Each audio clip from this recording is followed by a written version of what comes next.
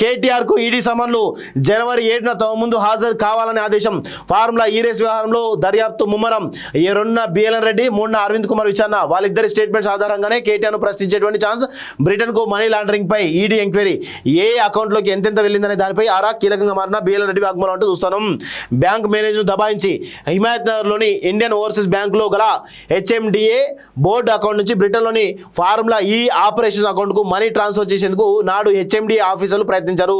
Money transfer కు సంబంధించి ఎలాంటి జీవో లేకపోవడంతో నాడు బ్యాంకు మేనేజర్ నిరాకరించినట్లు తెలిసింది. దీంతో బ్యాంకులో ఉన్న హెచ్ఎండిఏ అకౌంట్స్ విత్డ్రా చేసుకుంటామని సంబంధిత అధికారులు దబాయించడంతో తప్పని పరిస్థితిలో ఆ మేనేజర్ అంగీకరించడం సమాచారం. ఈ క్రమంలోనే 2 ఇన్స్టాల్మెంట్స్ సంబంధించి 45,61,60,625 ఇండియన్ కరెన్సీని 4,50,000 గ్రేట్ బ్రిటన్ పౌండ్స్ గా కన్వర్ట్ చేశారు. ఈ మొత్తాన్ని 2023 అక్టోబర్ 11 బ్రిటన్లోని ఎఫ్యూ అకౌంట్స్ కు ట్రాన్స్ఫర్ చేశారు. ఇందులోనూ ఆర్బీఐ నిబంధనలు పాటించలేదు అంటూ చూస్తున్నాం. సో బ్యాంకు మేనేజర్ దబాయించి ఈరోజు కేటీఆర్ చేసేటువంటి దుర్మార్గం ఏదైతుందో అందరూ కూడా గమనించండి.